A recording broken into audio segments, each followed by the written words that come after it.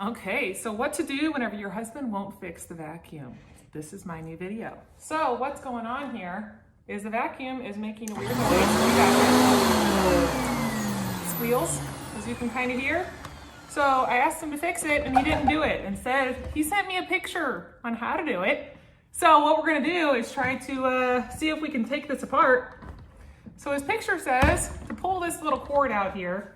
Apparently there's a small hole that's down here that because it kinks from when it comes up, it gets stuck. So he says I have to pull this cord out of the silver part. There we go.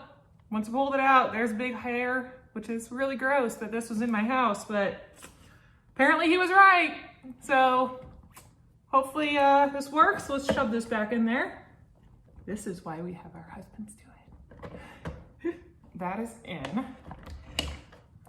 We'll click it on and see if it still makes a squeaking noise.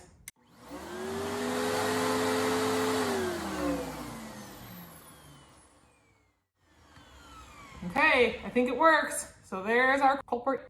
Okay, enjoy.